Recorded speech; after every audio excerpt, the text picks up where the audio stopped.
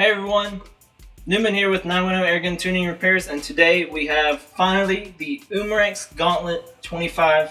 I'm doing a quick review on this gun, just to let y'all know. I picked this gun to do a other manufacturer review on because, in my opinion, this is probably the best budget air rifle there is on the market. It's around $300 depending on the retailer. It might be a little less, a little bit more. I'm not going to be specific on pricing. But as far as budget, this is the way to go. There's another gun that's come out since this, since I've gotten this gun called the Air. It's made by Air Venturi. I'm not sure of the name. I haven't really looked into it yet. But before that gun came out, this was the best gun. I can't speak for that other gun yet. So anyways, I just want to do a quick review. It's a little bit zoomed out right now, so I'm just going to go over some basics. Like I said, this is the Umarex Gauntlet in 25 caliber. It's a synthetic stock. I'm going to be using FX 25 caliber, 25.4 grain pellets today. It comes with a magazine. It's an 8-round magazine, as well as a single shot tray. I actually love the single shot tray. I much rather prefer single shot shooting rather than magazine. For me personally, my results have always been better accuracy through a single shot tray, so that's a big plus of me that it came with this. I've got an air tank right here next to me, so I'm not going to run out of air. In any case, you can use a pump obviously to fill this gun up. It's not going to take that much air. It takes about it's just right over right at 3,000 psi. It's like 210 bar if you use bar instead of psi. Any case, it does have a bottle gauge. The regulator set to 1900 psi. So the base off that you have 1100 psi to work with for tank pressure. That gives roughly around I think it was between 22 24 shots, somewhere in like that. It comes set for the 25 grains going 890 feet per second. With the regulator, it does stay that very specifically. I got my chronograph here in front of me. Actually, I was just doing some test shots right before this to make sure the scope was zeroed, and my last shot was 892. So it really does do what it's supposed to. As far as the feel of the gun, I mean, no offense to Umarex, but it is a budget rifle. It feels like a budget rifle, but I would expect that. Of course, it's a budget rifle. It's not a laminate stock or anything like that. That'd be pointless for a budget rifle. But with this, it is still very sturdy. And one of the things I also love is it comes with 2 sling studs, so you can put a sling on it, as well as it has an adjustable cheek rest. That's really big for any rifle, especially so I have some FX No Limit scope mounts on here, which are high to very high mounts. And it's sitting quite a bit above the rifle. So with that, I needed to raise the cheek piece. This was very essential for this scope. So there you have it. I was able to do that, and I can still shoot very easily through this rifle without any issue at all. So that makes, to me, that was another big plus for this rifle. Hajimoto Productions makes a lot of different aftermarket mods for it, so go check him out. He's got his website, he's all over social media. He does great reviews and videos and tutorials on the Umarex Gauntlet 25 caliber. I'll be sharing some links to that in the description. He has aftermarket regulators, aftermarket hammer spring kits and valves, and you name it. You can power your gun up however you want to. Definitely, if you need to get more power out of it, definitely please contact him. He will steer you in the right direction. He's not going to do you wrong. In any case, this is a great gun. Let's go. Another benefit here, it has a barrel support, so it's got a nice rigid barrel on it. And the barrel looks really big for 25 caliber. That's because it has a shroud on it. That shroud actually has a built-in, it's basically a built-in moderator. It has a sound suppression system inside of it. That really helps take down the power. It's not very loud at all. I've definitely heard louder 25 caliber shooting the same speed. The barrel is, I forget the exact length. I know it's close to 600 millimeters. I'm not quite sure in inches. I'm just used to my FX stuff, and it's very similar. So it's definitely a correct and very close comparison to a lot of the FX 25 calibers as far as the barrel length and as far as the standard velocity. It doesn't really have any adjustments. You can adjust the regulator. Would I recommend it? No, I wouldn't. It's great out of the box. So as far as a budget rifle, this gun is a pick up out of the box, put some air in it, put a pellet in it, and all the squirrel hunting or bird hunting or any small game hunting you need, this will take care of possum, probably even a raccoon even. This would take care of all your small game, hands down, no questions asked. So just to fill up, I guess, a couple more features, it does it has a Foster connection. That's easy. It's a quick connect Foster connection, so that makes it easy to fill up. It's bolt action, so it does. You pull back the bolt, you lock it down, and you're able to push back up and lock it down to fire. It does have This rifle does have a really nice safety. Whenever you flip it down, it covers over the trigger guard, so it's really hard not to nose that. It's only because it's going to hit your finger as it goes in. So what we're going to do now, if I got some a target set up down there, we're going to do five shot groups. That's 25 rounds total. That should be about a complete fill all the way from 3,000 down to 1,900 PSI, right where the Regulator set. So it should be 25. I've been pretty consistent with about 24, 25 completely consistent shots within about a 10 foot per second spread. So we're gonna shoot those groups now. So I'm gonna show me shooting the first two groups here, just so you can see the rifle performing, see how it's acting, and then I'm going to move the camera down there so you can watch the rest of the groupings. All right. So for this, I'm gonna use the magazine. I'm gonna put in a quick clip right here on how to load the magazine. All right. So this is how you're gonna load your magazine. First, obviously, you gotta open up your pellets. There we go. And then you've got your magazine here. As you can tell, there's an indicator of how many pellets you have left. Right now, there's no pellets in the magazine, so it's at 0. There's 1, 2, 3, 4, 5, 6, 7, 8. If it's at 8, that means it's completely full. Now to start, you're going to have to rotate the magazine clockwise, indicated by this arrow, to wind it. Right near the end, you'll feel it kind of stop and then a click. That means it's going to hold itself in place. Then you're going to take your first pellet, dome first, and be sure to put your finger underneath the hole. Finger underneath the hole, dome first, drop it in. Keep holding that pellet in there with your finger underneath, and then rotate it clockwise. Another pellet, dome first, and go all the way around, inserting your pellets, dome first.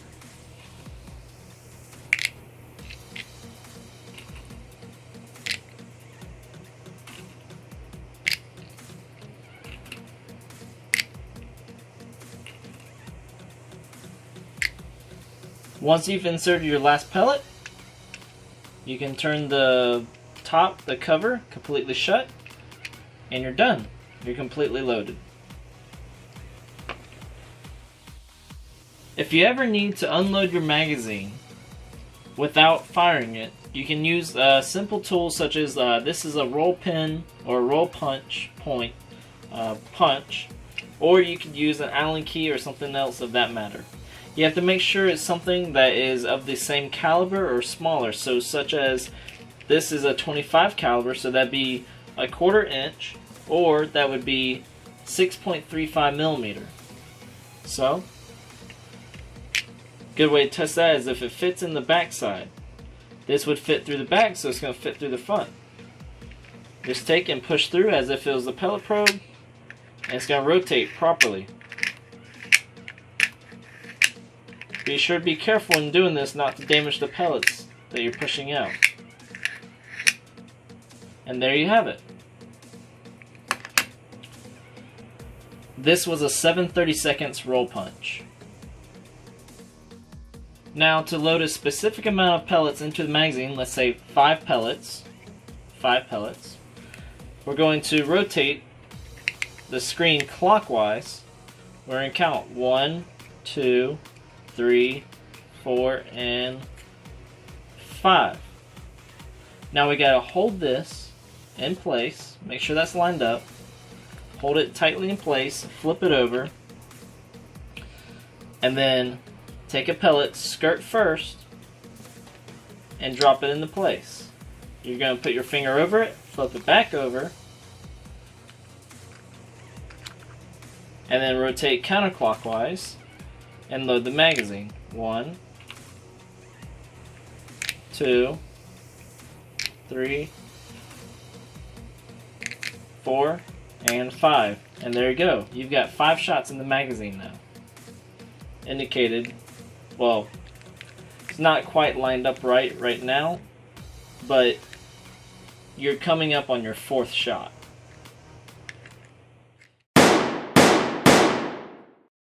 Yes!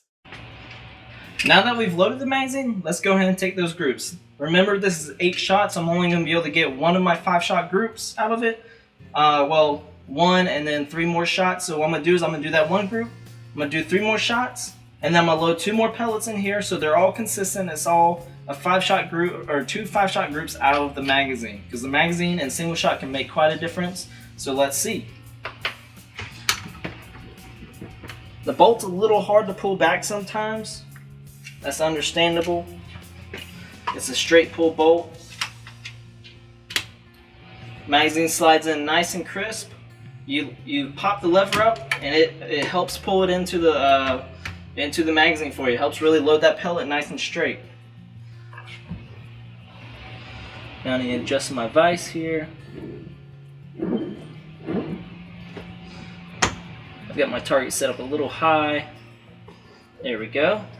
Right on it. Alright. So like I said, just to check, I've got my tank here at 3,000 PSI. I'm all full. I'm ready to go. Safety's off. I'm ready to fire. Alright.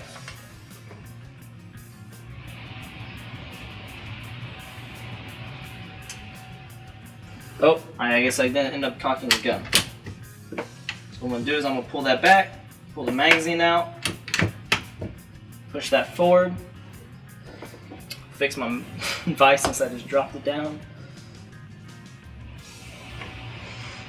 Crank that nice and tight this time. Alrighty, so here goes the first shot.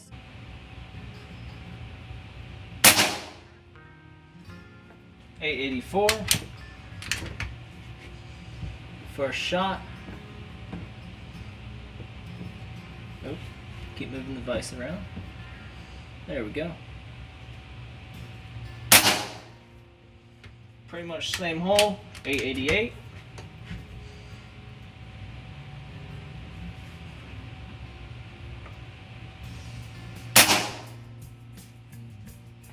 .887.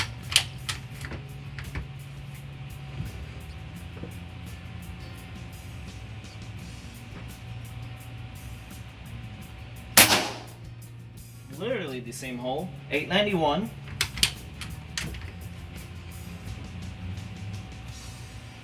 And let's see. That's just one big hole now, 887. Alright, so there's the first 5-shot group.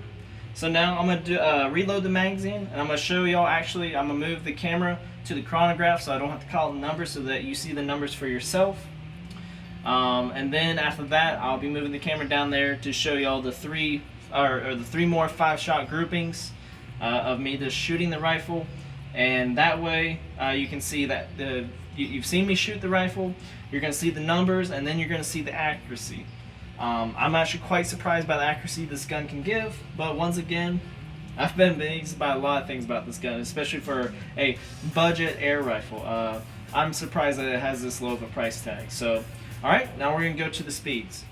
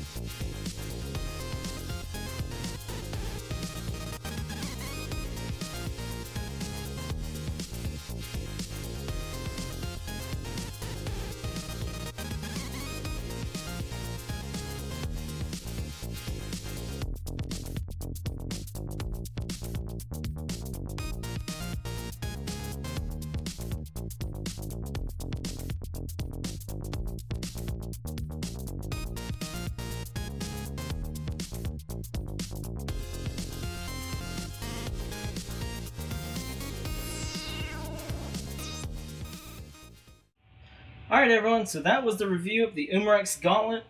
I went through the basics of the rifle and showed you its performance. The speeds are very well, and even during those five-shot groups, I forgot to mention, the last group, probably the last 3 shots were under or off the regulator, so they were below normal pressures. It was somewhere in the 870s and then dropped down to 862 and actually duplicated. So that shows the regulator is still working even though it's below what it's set at and the parts are loose inside, which is what happens to a regulator when you're below pressure. It's still working as best as it can, so that shows it's a good regulator. The whole time I was very consistent, stayed within a 10 foot per second extreme spread, and as you can tell from the groupings, I mean, all those were quarter size, if not small. Maybe the last group was a little bit larger than the quarter, probably because of those different speeds. But besides that, those were all quarter size groupings, and that was at 25 yards. So that passed my test. In any case, a big shout out to Umarax USA for helping me get this rifle. I paid for this rifle myself for this review because I wanted to give y'all an honest review of it. I didn't want to be held under promotional duties or anything like that. In any case though, this rifle is well worth the money, and if you're looking for a budget PCP or to start out with your PCP air rifle, which is pre-charged pneumatic air rifle, if you're looking to start out with that, you can't afford an FX yet, I would say this is the way to go until I say otherwise. I haven't tested every rifle in the world, so I can't give my opinion on every rifle, but I have tested this rifle, and this definitely gets my stamp of approval. It was a solid gun for its price, and definitely can teach some people the starting outs of PCP air rifles, how to properly maintain them, how to properly air them up, how to load a magazine, how to zero it in, how to do all your basic things of a PCP air rifle. And it's a great starter gun. Later on down the road, once you really get into the hobby and it's worth your money, then upgrade yourself. So in any case, like I said, big shout out to Umarex USA. They really helped me out with this one. They're a great company, and like I said, they made a great rifle, so hands down to them. If you have any questions or comments, please leave it below in the comments section, or shoot me an email. Email is 910airguntuner@gmail.com, or you can visit my website, www.910airguntuningandrepairsllc.com. There's several parts on there. I'm a full distributor of Donnie FL and Saber Tactical. And there's actually plenty of Donnie FL accessories for the Umarex Gauntlet. There's different shrouds and moderator attachments and the such. You can definitely attach a moderator onto the end of a gauntlet with the right equipment. So with that, there's definitely plenty you can add on to this gun. It's definitely accessible, and like I said, Hajimoto Productions and his website, I'm sorry I forgot the name of his website, but I'll have it below in the description. He has a ton of aftermarket accessories for it, whether it be regulators, I think he has even extra air tanks, and he has a ton of modifications for the rifle, such as heavier hammer springs or better, larger valves and the such. Different things to give the gun more power. So this can definitely, once again, give you a taste into the world PCP. That it's not just you're stuck with one gun, you can't do anything with it. It's definitely accessible, as in you can add accessories to it. You can do a lot with these rifles. You can modify them. Obviously modification voids warranties as far as I know, so do that at your own risk. That's up to you. But I'm sure Hajimoto, he'll have your back if you need some help with anything, so just check him out. Alright, once again, thanks for watching.